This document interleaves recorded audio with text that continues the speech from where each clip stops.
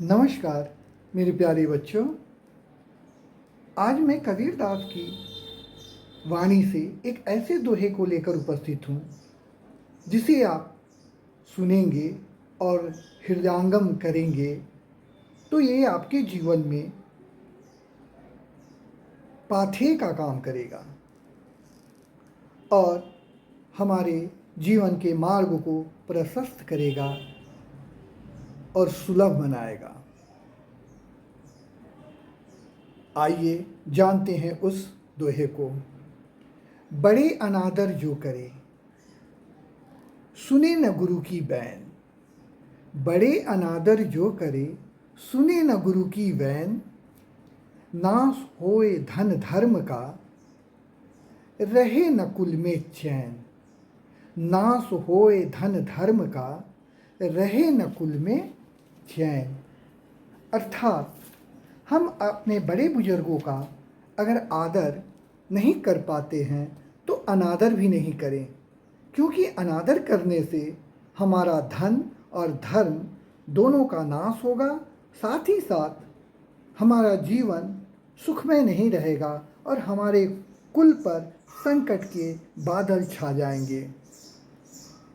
इसी से संबंधित महाभारत काल की एक कथा है, आइए उसे सुने। दुर्योधन के विषय में आप सभी जानते हैं कि वह हठी था, घमंडी था, तभी तो उसने कृष्ण के शांति प्रस्ताव को नकार दिया, पांडवों को 5 गांव देने से इनकार कर दिया। धृतराष्ट्र भी पांडवों के क्रोध से काफ़ी डरे हुए थे। उन्होंने भी दुर्योधन को समझाने का प्रयत्न किया था, लेकिन वो किसी भी शर्त पर उनकी बातों को मानने का अपना हठ नहीं छोड़ा और न ही राजी हुआ उस प्रस्ताव पर। धृतराष्ट्र थक चुके थे। व्यास के कहने पर एक दिन ऋषि मैत्रेय की हस्तिनापुर आए। वो दुर्योधन को समझाने के लिए आए थे। आने से पूर्व वे वनवासी पांडवों से भी मिलकर आए थे। दुर्योधन के पास आकर ऋषि मैत्रेय ने दुर्योधन को जब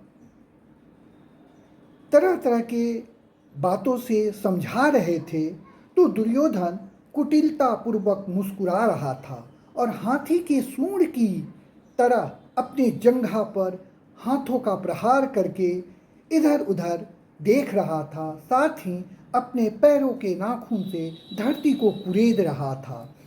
कहने का तात्पर्य ये है कि वो ऋषि मैत्रेय के बातों को अनदेखा कर रहा था और उनके बातों को गहराई से न लेकर वो मन ही मन उनका माखौल उड़ा रहा था। इस बात को मैत्रेय जी अच्छी तरह समझ गए। वे दुर्योधन के उपेक्षा भरी हंसी पर काफ़ी क्रोधित हो उठे और हाथों में जल लेकर आचमन किया और उसे श्राप देते हुए कहा कि तेरे द्रोह के कारण बड़ा भारी युद्ध होगा और इस युद्ध में तुम्हारा समूल कुल नाश हो जाएगा। गदा के प्रहार से अर्थात भीम के गदा के प्रहार से तुम्हारा जंघा तोड़ा जाएगा। जिस जंघे पर आज तुम मेरी बातों का अवहेलना करके ठोक रहे हो, वो जंघा भीम के गदा से प्रहार से चूर्ण हो जाएगा और तुम मृत्यु को प्राप्त करोगे। अगर इसके उपरांत भी अगर तुम्हारी समझ खुल जाए, बुद्धि विवेक आ जाए और तुम उनसे शांति प्रस्ताव कर लोगे पांडवों से, तो मेरे श्राप का असर बेअसर हो जाएगा। ये भी मार्ग मैत्रेय ऋषि ने दुर्योधन को बताया। लेकिन दुर्योधन इस सब बातों से उसे क्या मतलब, वो तो घमंडी और अहंकारी था, उसके दिमाग पर अहंकार का परत चढ़ा हुआ था। तो बच्चों, आपने देखा कि मैत्रेय का अपमान करना, अपने पिता की बातों को अनसुना करना, दुर्योधन के लिए कितना भारी पड़ा। अंत समय में उसे एक सरोवर में छुपना पड़ा था और उस सरोवर से भीम की बातों से निकलकर जब युद्ध किया तो उसके जंघा को भीम ने मारकर चूर्ण कर दिया, तोड़ दिया और इस प्रकार ऋषि मैत्रेय का श्राप सफल हुआ, उसके कुल का भी नाश हुआ। तो कविता में आपने देखा ही था, धन, धर्म, कुल सभी का नाश होता है। बड़े और गुरु की बातों को जब हम नहीं मानते हैं तो हमारा भी हश्र यही होता है। अतः हमें इससे बचना चाहिए और अपने जीवन में इसे सुधारने का प्रयत्न करना चाहिए कि हम कभी भी किसी बड़ों का अपमान नहीं कर सके।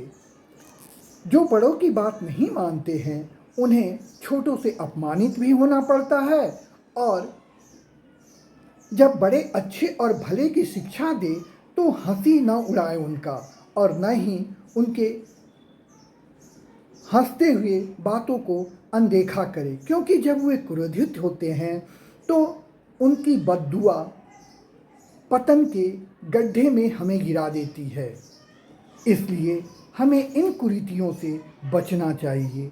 आज के लिए इतना ही। धन्यवाद।